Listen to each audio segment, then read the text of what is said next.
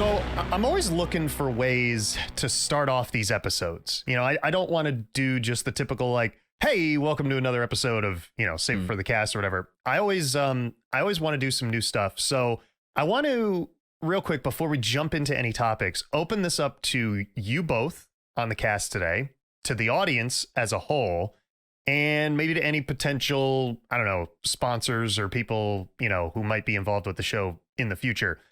I want to come up with some sort of like jingle, like a jingle opener or like a catchphrase or something like that. So it'll be like, you know, save it for the cast, blast from the past, you know, something like that. Because we're telling stories, you know, from, you know, all sorts of time frames and stuff. So if anybody has some sort of catchphrase or jingle or talent, because Lord knows I don't have any. You know, just open it up, send it on into the show, you know, on social media, and then we'll get that incorporated. I feel like that'll be really good. Okay. So, yeah, what I figured we would do today is we'd kind of shake up the formula a little bit for today's episode, and we would try some different stuff. Like we would reorganize some of the segments. We'd save like the main story for the end. We debut a brand new segment, kind of open it up to the boys, you know, right in the middle of the cast, bread and butter zone, as I like to call it. Yeah, you know, we'll just roll with it. We'll see how it works. Gotcha. But yeah, so one of the things about this show that I have absolutely loved from the onset is the level of interaction that I've gotten from people, whether they be friends, coworkers, family members, you know, etc., who have said, you know, Aaron, tuned into the show, love it. You guys are great on it. You know, it really boosts the old ego because, you know, Lord knows, sure, my ego is rock bottom, especially after quarantine and all this shit. Like it is rough. So to hear all this great feedback and stuff, it's amazing. The other thing I wanted to touch on, though, is when I started concepting this show, a lot of these segments and stuff weren't born yet. A lot of these talking points didn't evolve until we started recording these episodes. And one of the most well-received ones from the onset has been our good old buddy, Mark the Earther. So I figured what we would do is we would debut a new segment, and it's called Mark the Earther. Oh, God. Oh. What did I create?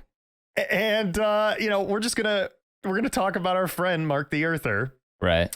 And because a lot of people don't realize this, we have been discussing, you know, these different things about him behind the scenes for weeks now, because we've only recorded up to this point. It's the pilot episode and then the first 7 episodes of the show. You guys have been on the vast majority of them, but we've really only talked about Mark on the pilot episode and episode number 2, which just aired this past week. So there's going to be a little bit of gap between then and now when this episode airs. So I figured we would kind of touch base on all of his shenanigans. Okay. Yeah. See what Mark has been up to. Yeah. And what's really interesting is I think he's gone off the proverbial deep end. And Bill, I see what you mean when you said you were looking forward to season 2 of his... Like the progression. Yeah, the progression of his debauchery, of his... Because that kind of stuff it's just a very slippery slope. Like, and it's all of people like that. Mm-hmm. It's like, yes, they're very unique, but they all tend to like funnel into the same content eventually. Yep, exactly. And that's actually a beautiful way to put it, that they funnel into the same content, because, and I didn't even plan on you saying this, I feel like he's getting his funnels mixed up, his wires crossed, and I think he's starting to get like a feedback loop, and he's almost just shouting into an empty room, and he's trying to yell at his own echo. Look at this. Yeah, so wow. It'll make more sense when we start discussing some of these posts, but I guess I'll just read you the first one. You guys already know what's coming, but for the viewers at home, if you don't know and you're not familiar with the segment, Mark the Earther is a guy that we talked about on the pilot episode of this podcast. And then in episode 2, Retail Horror Stories, where we were kind of touching upon his shenanigans and what he posts about on social media. He is a flat earther that has very different views on the world. And one of these views that we kind of touched on and stuff was that he does his own calculations to determine that water seeks its level. It doesn't form like an arc, like it doesn't peak at a particular point as if you were on a sphere, like you would expect it to. Sure. That was one of the things we touched on. Another thing that we touched on was that he doesn't believe in gravity, but he believes in magnetism, which will come into play for today's talking points. But I think one of the things that just blew me away is I didn't see this coming. Like you had said, you were looking forward to that second season. We kind of anticipated it to be the moon landing or stuff regarding a conspiracy theory about the moon landing being fake or whatever. And I feel like he overshot that by a country mile. He missed the moon. Yeah. He missed the moon and shot past it with a railgun. That's all I'm going to say. By a country mile. Let's put it this way. The first post that we're going to talk about here involves a railgun. Once again, if you have any sort of jingle for Mark the Earther, please send it to me. I would love to incorporate this. Like I'm envisioning like a very Family Guy-esque, like, you know, they do those quick quibs, like there'll be an episode that'll be like, and that's Quagmire, like one of those things like that. Yeah, that's what I'm envisioning. Giggity, let's have sex, like that. You know, Exactly. I'm looking for that, but with Mark the Earther. Yeah, it's Mark the Earther. He thinks it's flat. Oh my goodness, we're gonna go splat if we fall off the edge, and here we go. Now buckle in and listen to the show. Something like that. Yeah, You got one right there. because it's Mark the Earther.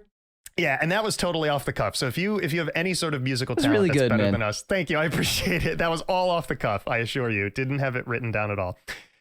So anyway, let's just jump right into Mark's first post here. So it is a 3-tiered meme post, and obviously I have it posted in the text general chat for you guys to observe. And as for all of you that are listening here today, you can check out any and all of these picture posts that we reference on social media for Save It for the Cast. Either on Facebook, Instagram, YouTube in the video version, or Twitter. And you can see exactly what we're talking about. But the first post, I'll describe it. It is a 3-tiered meme post stacked as if it were a lasagna or two lasagnas. And the top layer is a picture of a railgun on some type of boat. I would assume it's like a Navy boat or an aircraft carrier or something that's out at sea. You can see the ocean in the background. Right. And it just has in big yellow text above it, railgun proves flat earth. Now, As it will. that's its own thing. The second picture on the way down, if you actually Google what a railgun is, it is the picture of the railgun from this Wikipedia article. Like you can actually go to just Google railgun, go to Wikipedia. That's the picture in the middle of this meme post. And it says hits target at 100 plus miles, a country mile, if you will, Yeah. with an RF pencil beam. And then the third picture, which is stacked below that, says 6,669 feet of missing curve, and it shows a shadow outline of a boat on a circle with a straight line as if it was shooting a railgun above a landmass, and it shows kind of like this little landmass, and it says target below Earth curve. And then below that, it's almost as if he's replying to this guy or girl or being, Whoever. and it just says, if you think water curves around a ball, you aren't thinking. And that's the whole post. Yeah. Right. First, Uh-oh. Eric's fired up already. well, yeah. So I just want to ask, what is a RF pencil beam? Am I So, like, I don't know what that means. okay, so yeah, you're asking the correct questions. Now, an RF pencil beam, it says here, if you do like a quick Google, it says in optics, a pencil or pencil of rays is a geometric construct used to describe a beam or portion of a beam of electromagnetic radiation or charged particles, typically in the form of a narrow cone or cylinder.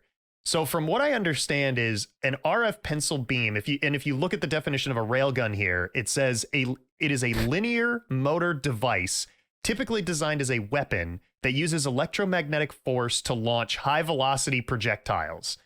And then it says the projectile does not normally contain explosives, instead relying on the projectile's high speed, mass, and kinetic energy to inflict damage. Yeah. And as in the name, it uses a pair of parallel conductor rails, and it seems like they send a current down one, and then it comes back down along the other, but it's using electromagnetism to push this object or thing down these rails and just fire it at long distances. Jesus Christ.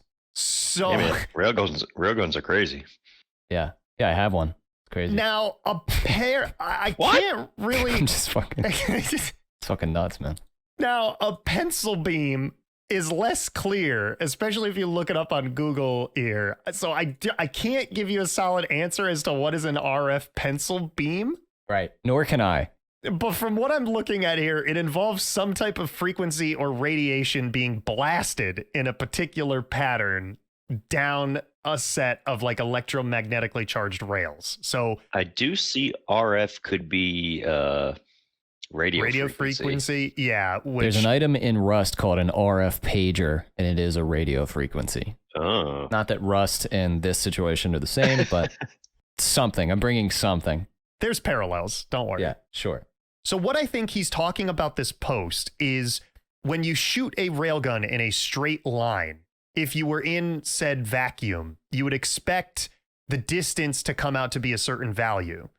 And he, I think, is saying that when they shot this railgun, whomever it was, that there was an unaccounted for of 6,669 giggity feet of missing curve. Now, I don't know what that has to deal with water curving around a ball. Mm-hmm. So it kind of goes hand in hand with, I think this guy's got his wires crossed. It's just like he jumps from topic to topic. Yes, yes. So, because he believes it's flat, right? That is why the railgun was able to shoot from C and hit some whatever target, right? Because it went straight flat across. Mm-hmm. Okay. Now, if we were on a sphere, that means the bullet would have to like arc around the Earth. But so in that final picture, how it goes straight across, right? He's saying that bullet should have just like launched right off of Earth. Yeah. Because it wouldn't have wrapped around.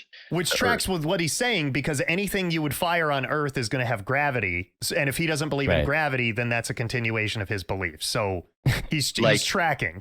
It's going to hit his horizon or whatever. Yeah, it's going to hit the end is. Yeah, the edge. And then it's just going to keep going. It's just going to fly off into... What is it, a Minecraft map? I mean, is there an end or isn't there? I don't know. I mean, I think he's measuring all of this stuff in country miles. That's all I know. It's not limitless because he said it can't be. Correct. But at the same time, the bullet keeps going. So where does it go? So, I guess I just don't know. So like the whole post, he's posting about railguns, and then he just completely ignores the railguns and says, if you think water curves around a ball, you aren't thinking. Like he screams it at you in all caps, or at this guy. His name is for YouTube, but that'll be bleeped so nobody harasses this person online. Fantastic. Also, I just realized, we never appropriately introduced ourselves. So, hi, everyone. I'm Aaron. Welcome to the podcast. About 10, 15 minutes in now. We've got Erick over here on an aircraft carrier. Hey. And we've got Billy over here on a fighter jet. Hey, now. And I am, let's see, where am I? I am hovering over the proverbial event horizon line on a Minecraft map, according to our friend Mark the Earther. So that's now with that taken care of. I think it's a good time to move on to the second one, which the second one is my personal favorite, but I don't think it's the most insane statement. I'll let you all be the judge of that, though. So the second one here, and if you thought the first one was hard to follow, boy, are you in for a ride. So I'll describe it again. This one is a 2-tiered meme picture post format thing. Imagine 2 tiers. Yeah, 2 tiers, not even 3 like the last one. So, but believe me, it's still there. So the first picture shows a gigantic aerial drone that would be flying in the sky. Like picture like a military drone that just has the word Google plastered on the side of it. So I don't know if this is a photoshopped military drone that says Google, or if Google has their own fleet of drones. Well, I mean, I'm sure they do because Google Earth. Yeah. But I'm sure that's a whole issue too. Oh, and that leads right into the second picture. Right. So the second picture is of Dr. Evil from the beloved Austin Powers franchise doing his very famous air quotes, "We're going to shoot the moon with a laser." Laser. So he's doing that type of, air quote, but instead of saying laser, he's saying satellite imaging. And then below it, once again, he's responding to a different user from the first post. And Mark, our friend, says 700,000 miles of undersea fiber optic cables connect all continents. What? Yeah. Like, where does that come into play with a drone? Yeah, he's got a few I don't different... know what point that makes. I don't either. That is how some networking does work. I mean, we don't actually have cables. Yeah, that's how internet works. Yeah. Yeah. And here's the thing that I think that it's important to clarify. Yes, there are cables in the water that are used. They use the ocean temperatures, deep temperatures to cool said cables to lower the resistance of the transfer of information, whether it would be related to satellite imaging, sonar, internet, who cares? Sure. But whatever. The statement of that there's 700,000 miles connecting all continents. So I'm picturing like a diorama, however you pronounce it, that you would build in third grade, like where you're hanging stuff from the roof of a shoebox, and like, oh, here's the moon, here's the sun, like we're doing, we're building a planetary diorama or whatever. Right. So I'm just picturing like some sort of puppeteered gaggle of fiber optic cables under all the continents, just holding them all together and stuff. And it's like, I need people to comprehend this 700,000 miles of cable as well. The circumference of a round Earth, of a spherical Earth, is 24,901 miles. What? That is more than 28 times the circumference of the Earth with cables that are under the water. Right. So I guess you got to be, I guess you're assuming that it's not just one. Yeah. And you're measuring the length of each cable a number of times. Exactly. So yeah, it would almost be like, if you just took a piece of yarn and laid it out in your driveway and you laid out 10 pieces of yarn at a foot long, exactly. Like if you measure it all out, sure, you got, 10 feet of yarn if each one's a foot. But with this, he doesn't elaborate on where these cables are coming from, where they're going to, what they're doing, like, and why the drone. He's getting his wires all crisscrossed. The drone thing, again, I'm going to put out what my thoughts are, I guess. Please. Right. So it says, you mentioned Google Earth or whatever. Yep. I could see how he must not believe in satellites, right? Like, is there no like flying above the Earth? I don't know. Yeah, if you look at one of his other posts, it was in the YouTube version of the podcast, and I don't know if it made it into a social media post, but he posts a picture of like a commercial airline flying, and it says the maximum height that a plane can fly, a Boeing 747, is 7.2 miles. And it shows a plane flying across like an image of the moon. And then it says supposed height of the ISS, 253 miles above like Earth's surface. And then he gives the dimensions of a plane and of the ISS. And it's showing two pictures of these in front of the moon. And they look comparable in size, like they're comparable in size. So he's using that as like, we're being lied to. Like either the plane is the wrong size, the ISS is the wrong size or whatever. But what he doesn't say is, and we've already addressed this, if you look at things from different angles, they appear to be different sizes. So like if you're just shooting the ISS with a higher powered lens with a longer focal point, it could look the same as a plane with a, lens that is not zoomed in as much and with a shorter focal point. Like, sure. As somebody who actually went to film school and understands how you can use cameras to, make things look very different, how you want them to look. it just doesn't appear that he grasps this situation like that. Like he doesn't even entertain. It's a pretty big miss. Yeah. So, and I'm not saying we couldn't be being lied to, but what I'm saying is the logistics of this just don't add up. I don't understand. Yeah. So, but anyway, that was the next post. Eric, did you have anything else you wanted to add to? Yeah, I mean, right. So he just doesn't believe that like satellites could be up there, I guess. And then since that's not possible, I guess that's how all of our stuff is connected through the wires. But it's a big leap to just the go. Cables, Eric, the cables. Yeah, it's a big leap to go from one to the other, but I guess so. Hashtag the cables are real. Right. Yeah, I expect that to be in his post moving forward. Anyway, the last one I wanted to bring up today for our friend Mark the Earther's post is, like I said, I think it's personally the craziest one. I think the satellite imaging one was probably my favorite, but this one, I'll just read it and then we'll break it down. Can I just brush in for just a brief second? Okay, so just talking about satellite imaging, right? If we're saying that that's not like, are we saying that that's not real? Because like you can pull up Google Earth right now. That's fake. It's the cables. I think in his mind of like not believing in satellites or satellite imaging is I think he's saying that you can easily produce fake pictures of the Earth through like CGI. Because I remember him posting something a long time ago and he's like, look at all these pictures of the Earth, the supposed Earth.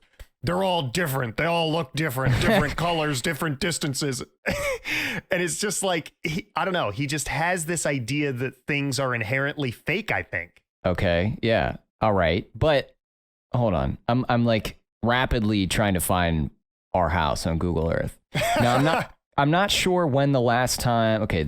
I know what this is. So our house should be. Bill's actually scouring Google Earth to find his residence right now that he's recording I'm just saying, this out of. You know, at a point, I don't know when because you know, like they don't update Google Earth every day. No.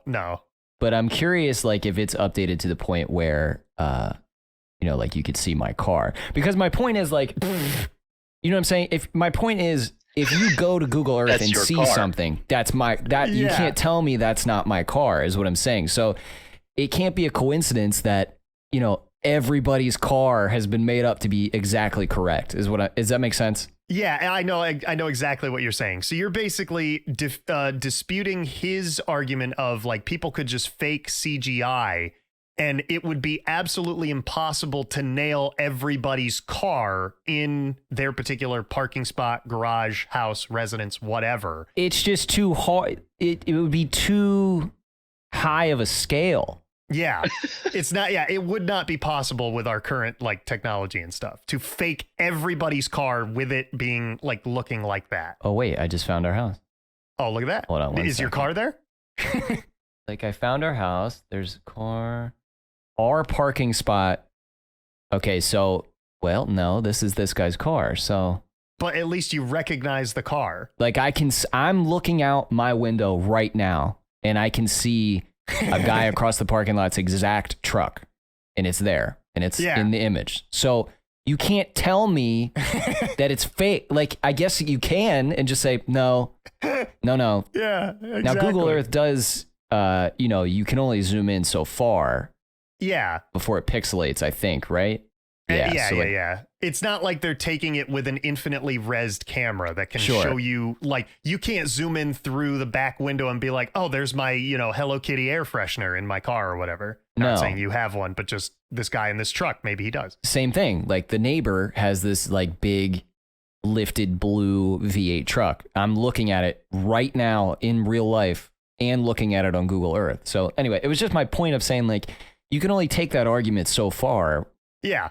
And I think it comes from his perspective, it's an unwillingness to see the other side.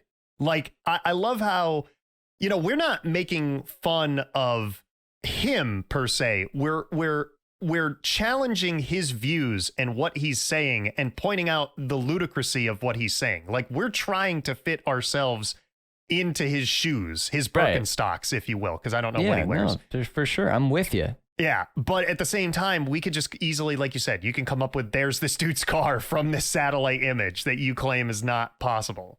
Like 100%. Yeah. Anyway, yeah, go ahead, because I did disrupt it there, but like I was like, fuck this, I'm getting on Google Earth.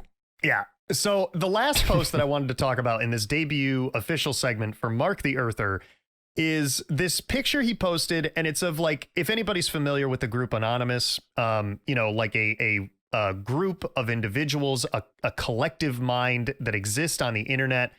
For probably, I would argue, they are trying to take the fight to the people who have all the power, all the money, all the wealth to fight, and they're trying to fight for the common people, like just a general people, and they're trying to expose truths that are like hidden from you. So in essence, they're also sort of like I would say they have their own take on like different conspiracy theories and things that are going on or maybe not going on or that are going on and they have proof of or whatever.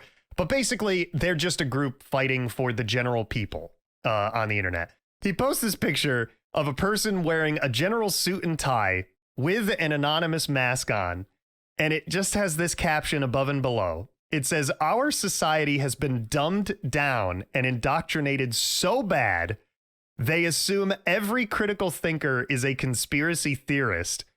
And that's the post. And then below that, he's responding to a third person that is different than the first two that I've mentioned. Sure. And this is what it reads. Buckle up, because I still don't understand it. It says, "You've been programmed by the Rockefeller family to think I'm crazy before you were old enough to realize I'm not." What? Yeah, and I guess it's just because the Rockefeller family was just so major in like political banking, industry. He's in like every field. Yeah. And we should also mention, yeah, exactly. And we should also mention that he has talked about the Rockefeller family before, but he's never, like, we've never brought it up on this podcast or whatever. Right. I was trying to think of like another post. I have it somewhere in my pictures. But I hear what you're saying. It's just like it's the same thing as the last topic. It just jumps around to three. And either he's assuming that like whoever's reading that is just going to take it at face value and just be like, you're right. I have been programmed by the Rockefeller family. There it is. There's my microchip right there. I'm being programmed right now. So I just want to break down the English of this sentence because it hurts my brain. You've been programmed by the Rockefeller, huh, Aaron? Wow, great job there. Rockefeller family to think I'm crazy. So I get that. I get what he's saying there. He's trying to say that this family is programming me to think a certain way, to think that he's crazy. That's the way. Before you were old enough, meaning they did it before I reached a certain age to realize that he's not crazy. So I believe what he's getting at there is we've been imprinted from the age of children to say that people who think against us are crazy, like him challenging the quote unquote norm or whatever, to think that he's crazy before we would even be able to realize that he's not. So like if we were capable of being able to say, oh yeah, you're not crazy, you're talking some truth here, brother, sure, like that sort of thing, we didn't have a chance because we've already been programmed. I think that's what he's saying, but I still can't. I can't be sure. Where's the context? Exactly. He just jumps around. He's talking about rail guns and satellite imaging and then adding the Rockefeller family. And this was from the same day. This was from within an hour of posting these. All of these were from the same day. Yeah. Big posting day. Huge content day. Like I said, it was almost like he went into, we'll call it an echo chamber, and he yells the first thing, and by the time it comes back and he's hearing his echo, he's yelling something else at his echo. So it's just a whole bunch of garbage just going around a room. Like, I told you to say that, blah, blah, blah. And it just keeps feedbacking in on itself. And I don't understand it. It's unbelievably insane. And I'm so glad that you told me about this individual. It's taken over your life now. Before the first episode, before the pilot episode, because it just has provided us with so much content and entertainment. I just don't get it. It's wild stuff, man. It is. It's the Wild West, man. It really is. But yeah, so that I guess can conclude the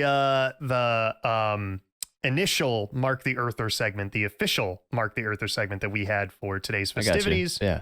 So yeah, send in your jingles if you got them, catchphrases, whatever. We'll use them on future episodes of the show. Mark the Earther. Mark the Earther.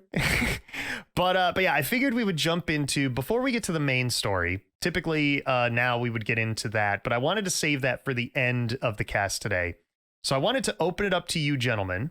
And Eric, you said you did not have anything for today's episode. Correct. But Bill, you said you might have something that could tie in nicely with today's theme of, the name of the episode, by the way, is Supervisor Conspiracy Theory. And you have something that could tie into that.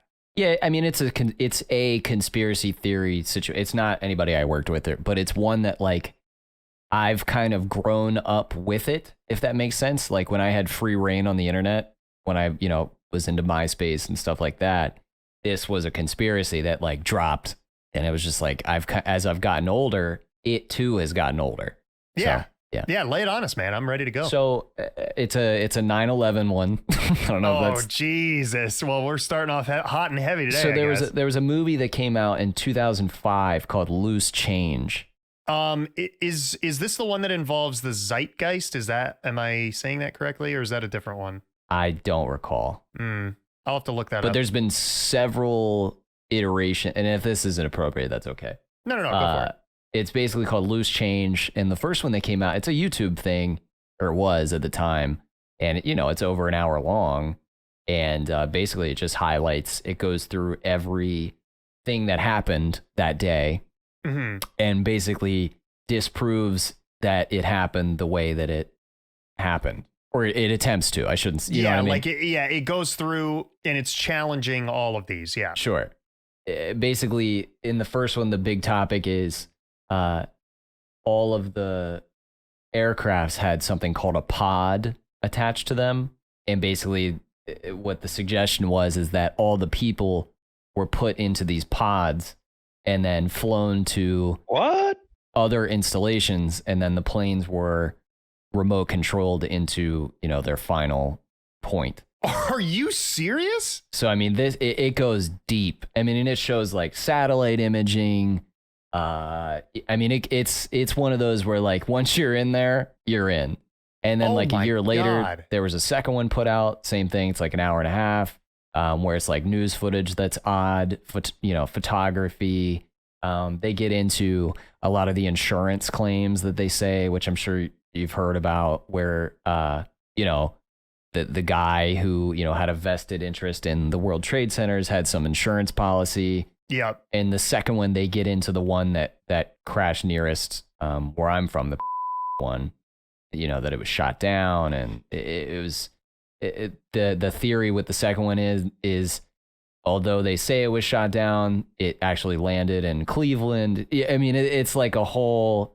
And they'll get into like how they prove that, flight logs, photography, of course, stuff like that.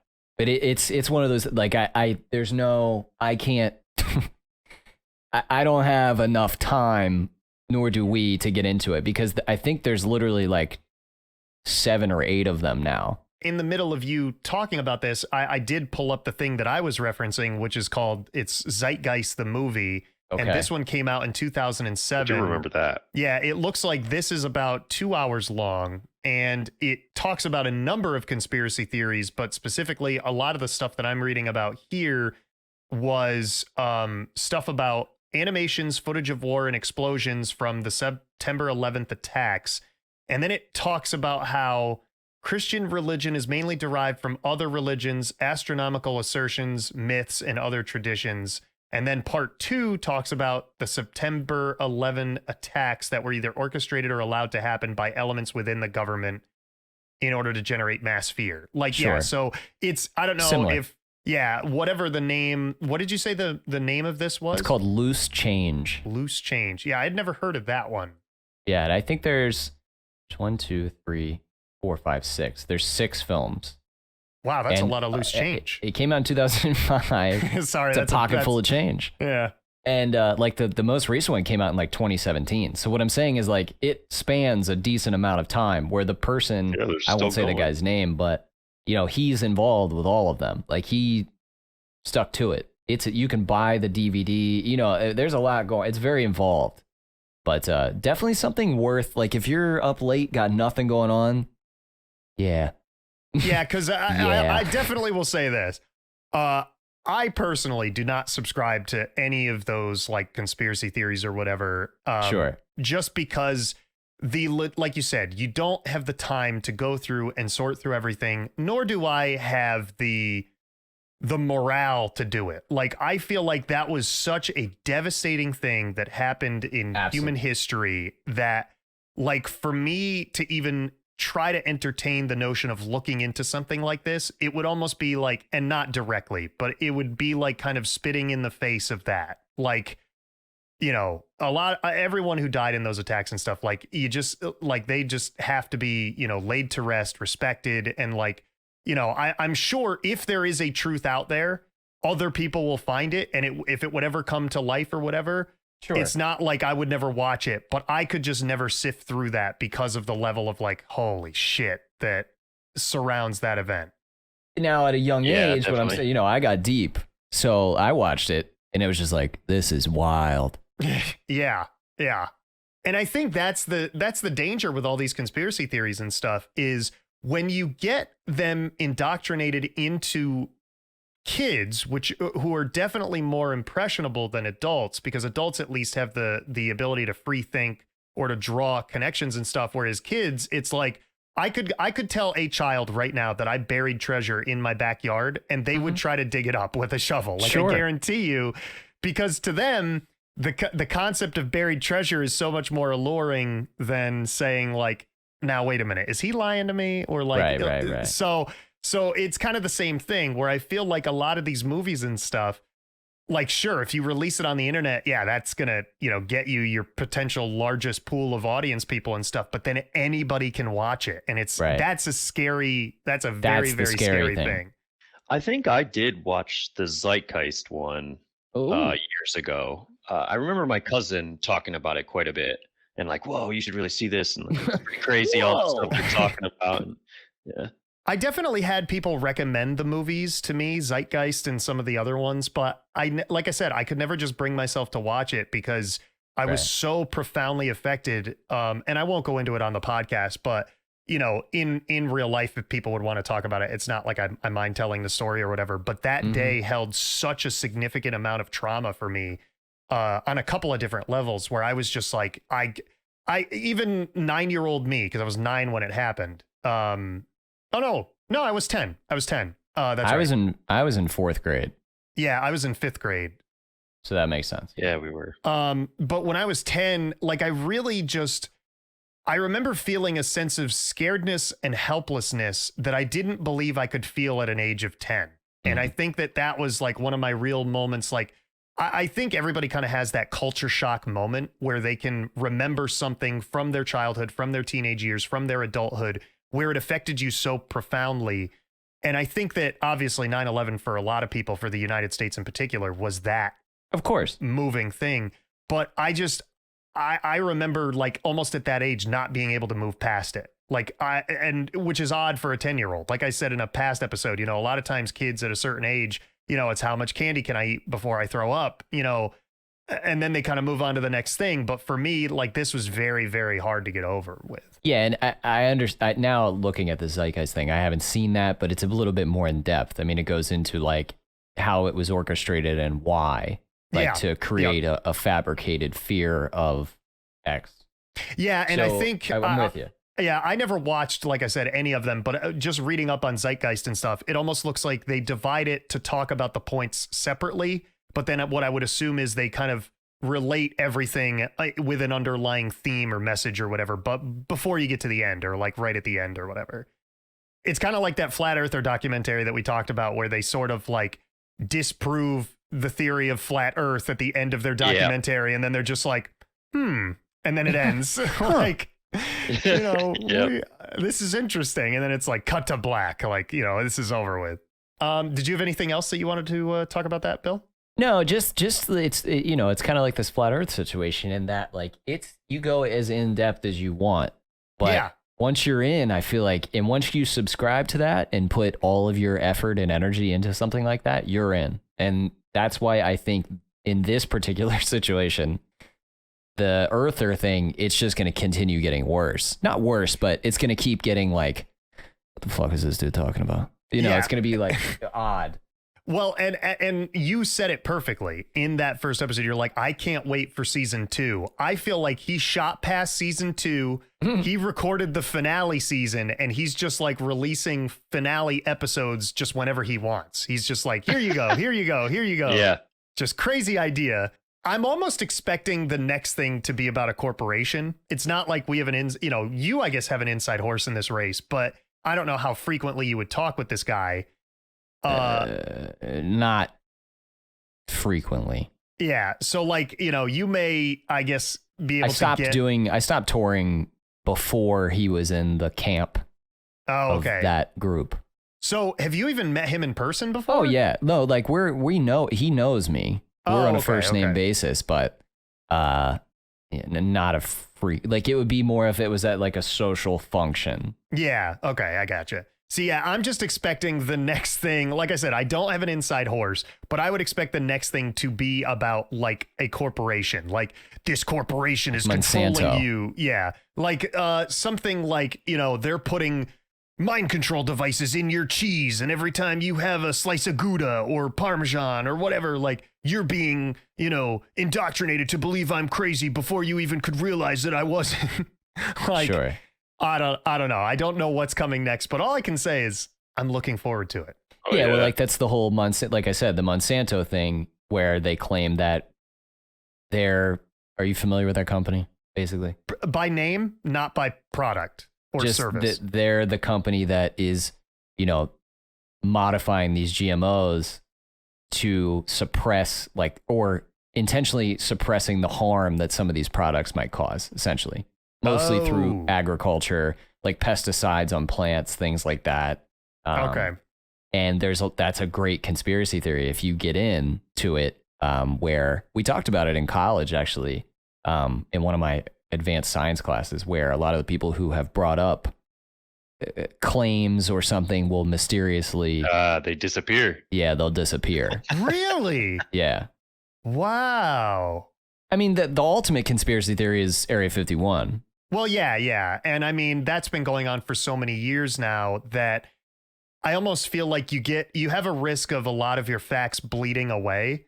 Mm-hmm. So it's almost like the telephone game. Like if I whisper something to you and then you were to whisper something to Eric and then Eric was to whisper something to somebody else and just keep going down the line. Mm-hmm. Eventually, when it gets to the end of the line, I started telling you about some awesome new chili recipe that I saw online. And then by the end of it, Eric, he's like asking the last person, like, all right, what did you find out? And they're like, oh, how to take $10 off my phone bill. Like, how the hell did we get from chili to phone bill? Phone bill. It doesn't make any sense. Yeah, I mean, there's plenty of things where, like with the Area 51 thing, same kind of thing. You can look up these interviews of people who lived there that, I forget what the one guy, his name was Phil something. Anyway, there was a guy, yeah, exactly.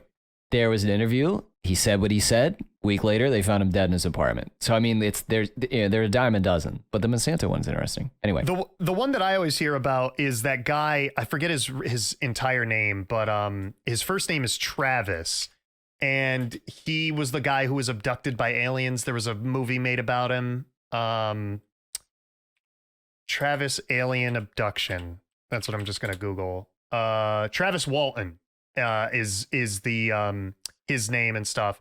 The movie that was made about it was Fire in the Sky. That was it. And okay. And it talks basically about like how he was abducted by aliens. He woke up on their ship. He, saw like basically like they had like a light shining in his face and he saw these creatures and he described them as being like very short and bald, very smooth. Like they didn't talk physically with him. Like they communicated through like telepathy and stuff. And he was very panicking and stuff. And then eventually he was like just dropped off by them along this highway or whatever. And he had to like basically walk back to civilization. And then like he recalls where he was actually dropped off, and they've surveyed trees in the area that have had like high levels of radiation that can't be naturally explained and stuff. And there's just other damage. things. Yeah, exactly. So that's the one regarding like aliens and Area 51 and stuff. That's the one that I probably know the most about. But he was on Joe Rogan, I think. Yeah, recently. Very, very recently. Interesting. And he was talking about it and stuff. Now, I don't know whether or not he could be lying. He could be telling the truth or whatever. And I obviously, like I said, haven't done enough research to figure out his story, if there's any inconsistencies and stuff. I'm sure there's people out there that are doing it, though. But what's interesting is he doesn't tell the story with somebody who's like looking to become famous. He's always very even keel. He always is like first to point out like how he wishes this didn't happen to him, like he suffered health stuff from it and stuff. Sure. So on the surface, he seems like a pretty credible guy, but I have no idea. I don't know anything about him. You never know. You don't know the man. Yeah, sure. Yeah. And with something like that, you know, if you just tell somebody, oh, yeah, I got abducted by aliens, they'd look at you and be like, sure, buddy, sure. Like, definitely, man. No, so, yeah, I don't know. And, you know, that's an entirely different topic to discuss, you know, for another day. But like you said, that is one of the bigger conspiracy theories. It's one of the ones that, you know, can take over or whatever. But I guess maybe we will find out someday. We never will. Who knows? Yeah. You know, in the meantime, you never know with that kind of stuff. I'm just going to eat a McDonald's Happy Meal and enjoy my, you know, happiness clogging my arteries. I DoorDashed McDonald's last night, coincidentally. I like that tweet. I like that tweet that you posted about that. All right. So jumping back into the last little bit of the podcast here, I figured we would finish off today with the main story, which is, like I said, the episode is tentatively being called Supervisor Conspiracy Theory. And I feel like we've done an excellent job kind of like tying everything together. You know, like we talked about Mark the Earther, led into some conspiracy theories, and now we're going to end with this finale story of, and this is a real story about a job that I worked at and people that I worked with. And it's definitely one of the more crazy ones, like with just people that I've interacted with on a daily basis. So if you guys are ready, we'll fire up the old engine and let it rip. Yeah, I'm ready. Let's do it. So the story begins with a young lad, myself, looking for a different job. At the time, I was still working at GameStop. And I was just like, you know, I got some school loans to pay off. I gotta look for my first real world, you know, big boy job, you know, get on my working pants and just go to work. Yeah. So I was like scouring the internet for a new job that I could work at. And I wanted it to be in, I guess, what you would label as corporate America. I wanted to work in an office, get a job that paid more money, earn some skills and experience that I could then use as a resume builder and for future jobs down the line. So I came across this company and I applied for the job, and fairly quickly, I want to say, like within a week or two, because sometimes like I've applied for jobs and then like a month later I hear something back. And then other times like I apply for a job and I'll hear something the next day or like a day or two later. So this is kind of like right in the middle. It was a few weeks later, and I heard back from this company, and it was from this guy who would later become my supervisor. And I won't use his real name. Let's just call him Tom the supervisor. All right. And he calls me up and he was like, hey, we're interested in, you know, hiring you for this position. And, you know, would you be available for a phone interview? Now, what was interesting about this was probably my first ever phone interview that I can recall. And we actually just skipped the process of like them emailing me and saying, would you be interested in this job? Like, we have this open. So like he didn't even email me. He just literally straight up called me and said, do you want to do a phone interview? And I said, sure. And I don't remember if we did it that day or if we scheduled it for another time, but nailed the phone interview. Couple days later, I had the in-person interview, nailed the in-person interview. And then within, I want to say like a couple days, I was offered the job. Very cool. Nice process. Yeah. You like that. Now, this was all back in January of 2016, right at the start of the new year. And I didn't start working there until the middle of March of 2016. And the reason why, even though I had been hired on and stuff, was I had to clear a background check. I had to clear a drug test. And they also had to get my position, you know, ready to go. Like once I passed all those stuff, that's when they were going to get a computer prepared for me, online credentials and stuff, all that. Because this was a very, very high secure company. They were taken extremely seriously. And I know people are going to ask, oh, what was this company? And I definitely don't want to say the name of the company, but I will say this. They have a major part to play in the electrical industry. Oh, in our area, like in the capital region area of New York State. So yeah, that's all I'll say about this company. Now, when I started working there, it was very much a like thrown into the deep end sort of sink or swim moment where I was taught everything that I would needed to be taught, but I was hired on as an associate market accounting analyst, which is a very long term. Coincidentally, it was the longest job title I've ever held in terms of like by name. But I was hired on basically in this department to invoice stuff, to prepare invoices and track data and solve customer issues. That's what I was hired on for. And I wouldn't say it obviously was not a very important position within the company because it was an entry level job, like entry level into the workforce.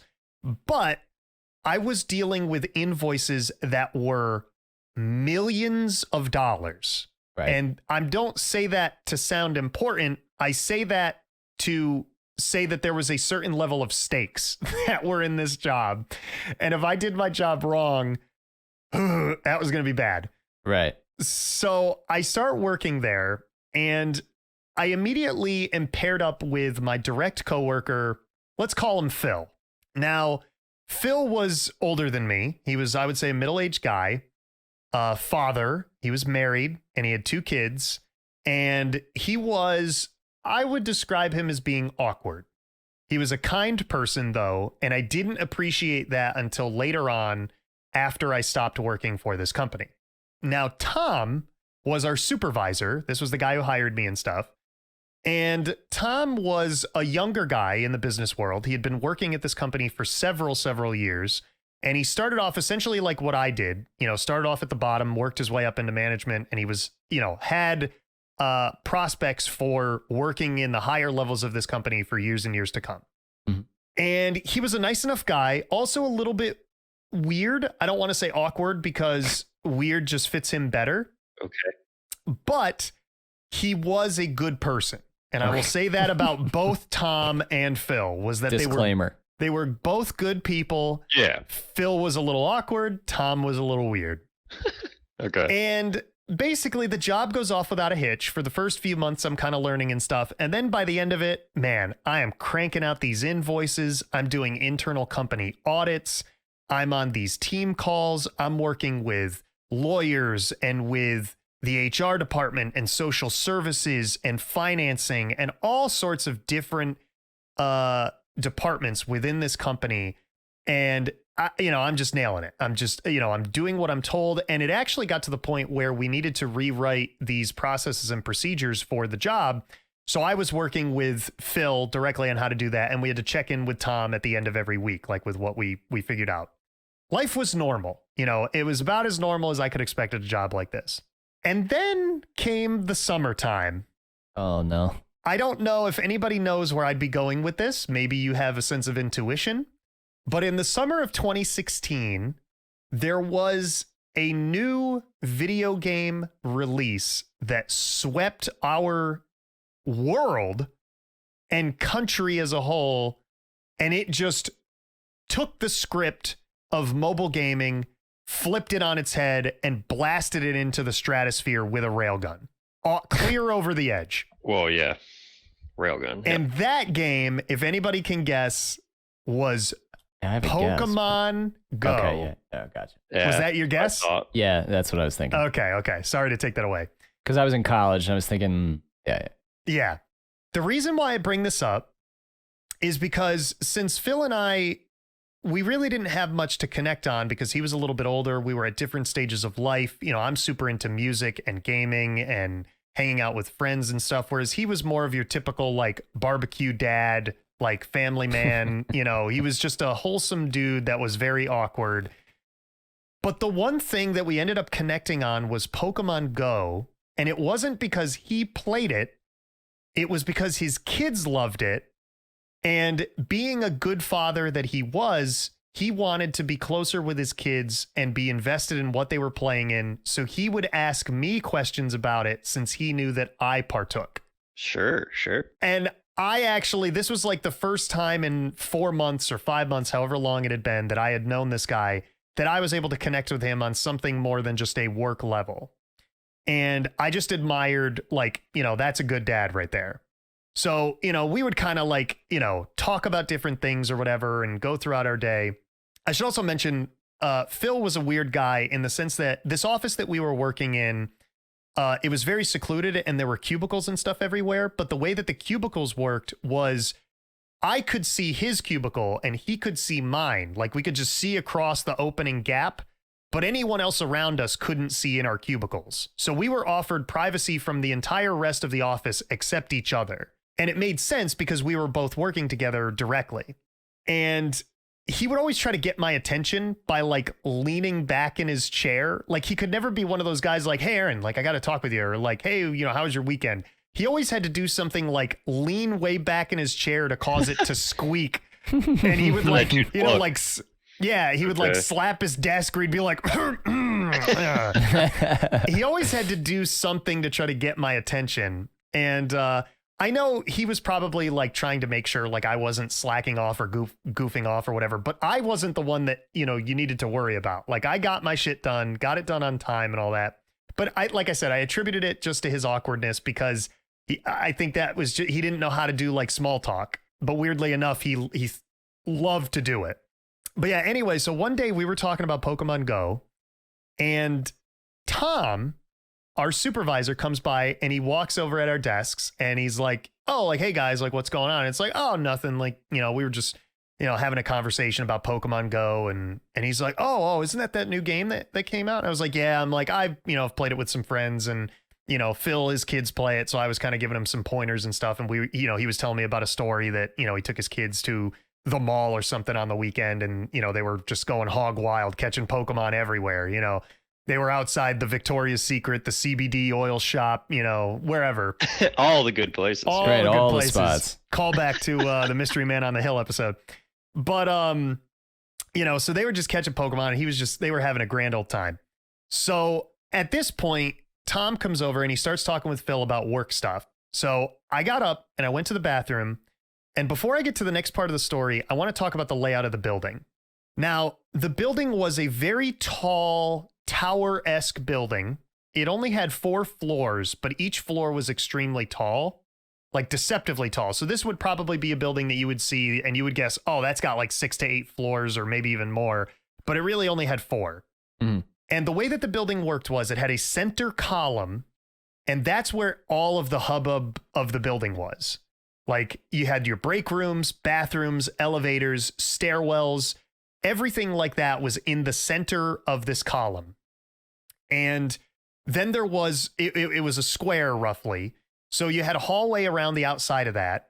And then on the outside of the hallway, there was a dividing wall that separated the cubicles from this general hallway, which the cubicles and stuff were on the outside of the building. And that's what faced the windows and stuff like that. So you kind of had this center column that had all the action.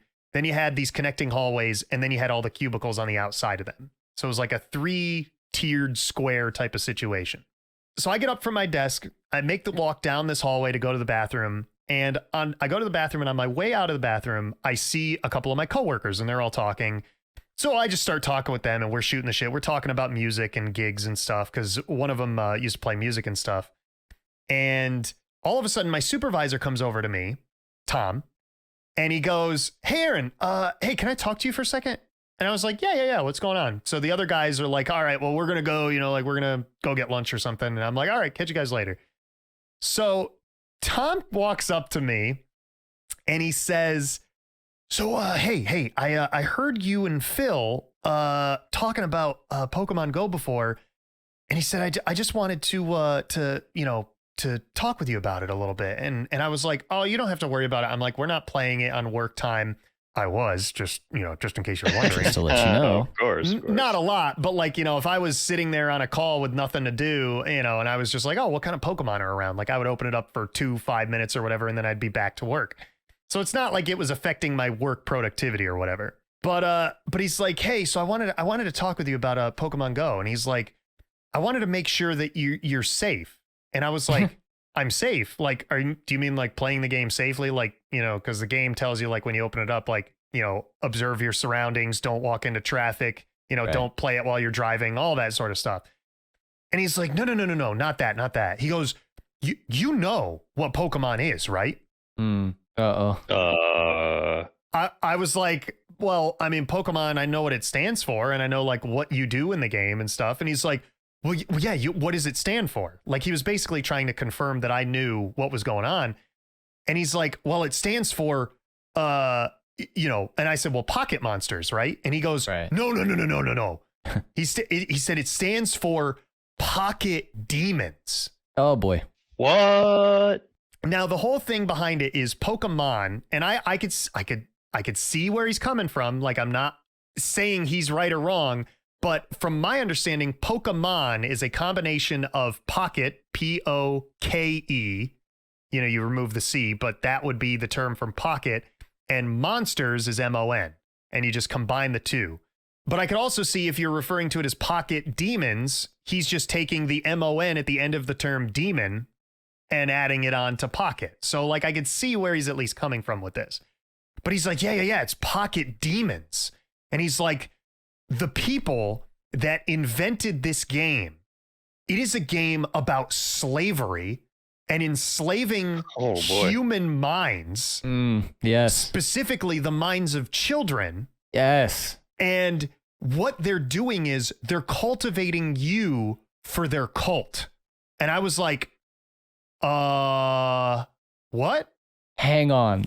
Like, I just didn't know how to respond. And I still don't today.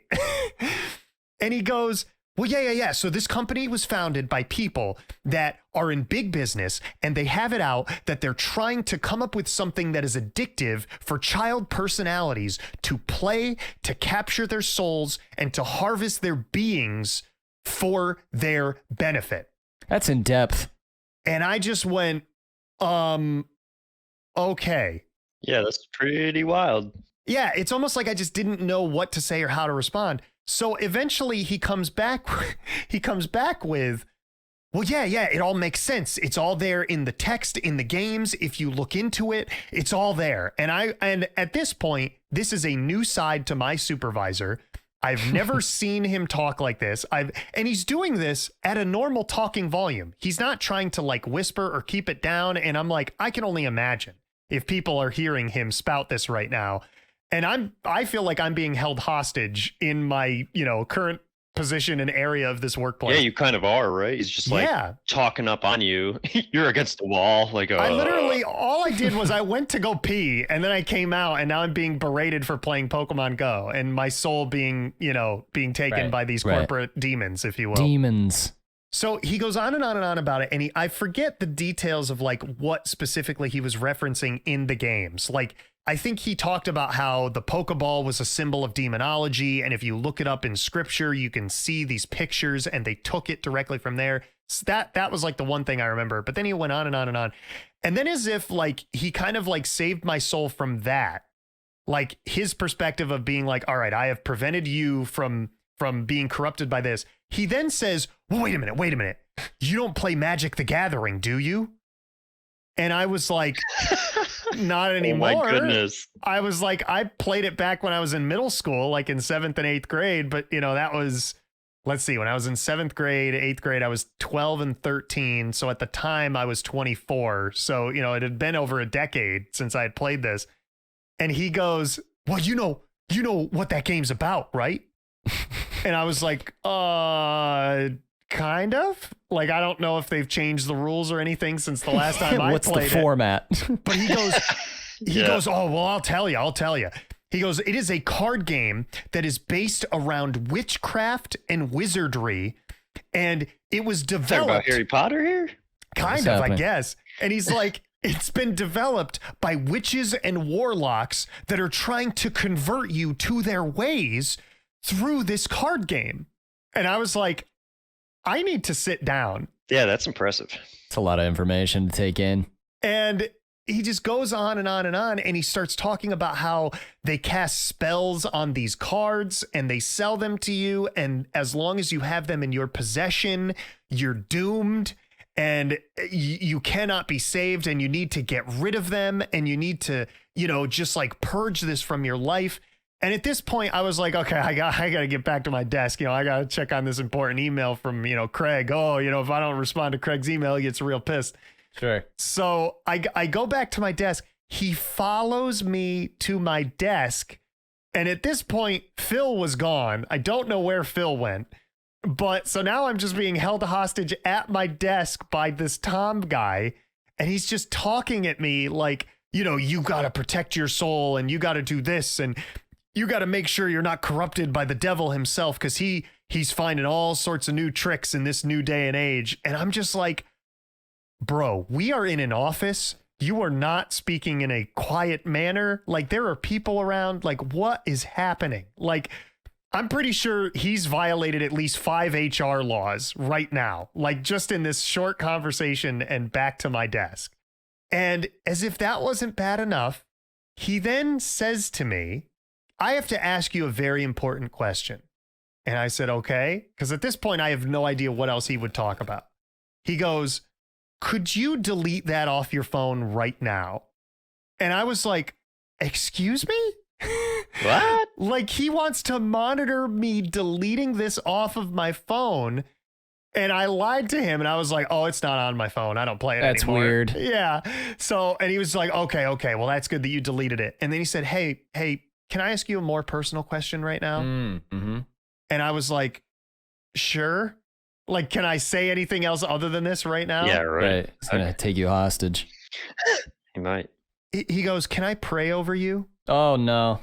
And in the middle of this office, he just lowers his head and he starts praying for me. And I'm like, okay, I guess I'm joining in here. And I bow my head and he's like, I don't remember, so I'm kind of paraphrasing here, but he was like, Lord, please guide Aaron and make sure that he is not swayed by the temptations of Satan and these corporations that have it out for his soul and the souls of us.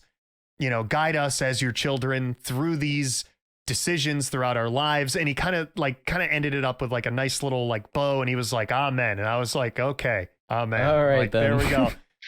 and then he looked at me and he kind of got this small grin on his face. And then he kind of nodded and then he just walks away. And I went, what just happened? Was this real? Was he punking me? Like what? But then turns out wasn't punking me, because this guy, less than a month later, probably within 3 weeks, would tell us that he was going to leave his job. He was selling all of his possessions. Oh boy. And he was uprooting his family to Australia, where they were going to live for 3 months on this compound where they were training him to be a roaming minister, and he would travel around the world to third world countries and just do missionary work. Wow. And it was not like a joke. Like, he legitimately did this. He left his corporate job of like 9 years, sold everything he owned, moved his entire family halfway across the world just so they could do this. And I'm not disparaging that. Like, that is a very noble thing. That is a noble cause. If that's what he wanted to do and felt that that was his calling, more power to him. But the other thing that I always had a difficult time understanding was his kids were 2 and 4. So obviously they had no say in the situation. Right. And his wife had Lyme disease to the point where it was affecting her day-to-day life. What the And heck? 2 weeks prior, she had to go to the emergency room because she almost died. And I'm like, you're going to uproot your whole family to go to a third world country where there are no major hospitals for you to go to if you have this type of condition to treat immediately, and it's life or death. Sure. It'd be limited. So it really felt like a fever dream in the moment. Like, I just could not believe what was happening with all of this that was going on, with everything that he was preaching to me and stuff. And I think what was crazy about it was there were signs along the way that were weird, but I guess I just didn't pick up on them and in the context of it. And in retrospect, I feel like I only got this job for one reason and one reason only. And that was on my resume. Keep in mind, I had only worked at like the student development center at my college. I worked at GameStop, and that was about it. I really didn't work anywhere else. So to be hired by like a corporate job, making actual decent money, working with multi-million-dollar invoices and stuff, like it just struck me as like, sure, I'm good with numbers. Like, I'm good. I can work in a team environment, good with people and stuff. But like, I just could not ever understand why he hired me until we had this conversation this day. Under my volunteer work portion on my resume, I put that I volunteered at the church that my mom and I go to. And it just so happened that our religion is the same as his religion. And I think he looked at that as like hey, I can get a church buddy if I just hire this guy. Whoa. Yep. And dang. I seriously think that that's why I was hired. That's insane, though. I mean, like the effort put in. Well, and I don't want to say that was the only reason why I was hired. Like I said, capable of doing the job, did my, job, my due diligence while I was there, did it right, did it, never ruffled any feathers, always had great reviews, never messed up royally, whatever. Right. But obviously they didn't know that when they were hiring me. So something set me apart from the pack. And I would like to think it was that, because even though he had a manager above him who was also my manager, I would report to my direct coworker, Phil, who we both had the same supervisor, Tom, and then we all had the same manager, Devon, let's call him. Sure. And we all just, followed that hierarchy or whatever. And obviously Devon had the final say of like, hey, this kid's going to get hired or whatever. But I really think Tom was just pushing for me for that particular reason. It was wild, man. Definitely a conversation you don't expect to have in corporate America. It just seems like a very typical religious nut job who just puts all of the eggs into the basket of like, this is corrupting your mind and stuff. Yeah, I can see that. What was even better was after he was leaving the company, like he kind of gave like his 2 weeks, but he gave it with enough notice because they needed to look for a new supervisor. And they found one. I think they found one before he left, but she didn't start until a few weeks after he was actually gone. But before he left the area, he actually was telling us that he was selling everything that he owned. And he was like trying to get everyone around the office to buy his stuff. I think he offered me 4 palm trees and an aloe vera plant. And I had never expressed interest in any sort of botany or botany related activities, which I found just strange that he would offer me that off the rip. But I appreciated the offer nonetheless. Did not take them, could not house 4 palm trees and an aloe vera plant in my room. So right. You just didn't have the space. Yeah. I mean, I'm sure I could have, I guess, used the aloe vera and like sold it for like, lotions and stuff that. And the palm trees, I don't know. I could have put them in my yard and had an interesting conversation piece. Yeah, I don't know. But it was just a very weird guy on so many levels, and just a manager that I'll never forget. Seems a little cultish to be going down there, but I don't know. Maybe that it does. Mm-hmm. And I don't know. His church was sponsoring the trip because he needed to fundraise money for this. So the church, I think, organized like a fundraiser for him. And then he went down there, and the program and stuff he paid for, but like all the travel expenses and, whatever, like the living costs would be associated with this compound or whatever. And then I think after he was on this compound for 3 months, he must have passed the course, because then the last that I ever heard of him was he went to Africa, and he was in Africa doing all this. Yeah, hopefully He's actually doing it though. That'd be cool. Yeah, I think he was. They had like a whole travel blog associated with it, and he was updating it on a fairly regular basis. I think they tried to update it like twice a month or once a month at the very least. And they stopped doing it, like, I think in 2019. And then I think he made a post at the end of 2019 and then another one in the beginning of 2020. And there hasn't been one since. So on dry. I just have no idea.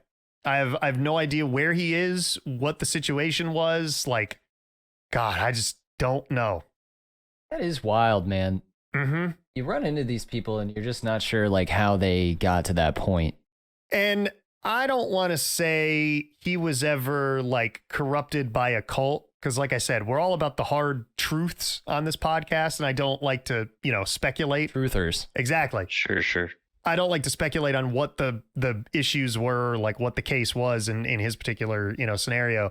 But it definitely did feel like he almost like, I feel like he would have gotten some of his ideas from like watching one of those evangelical priests on television. Yeah. Like, you need to give up your possessions for the Lord.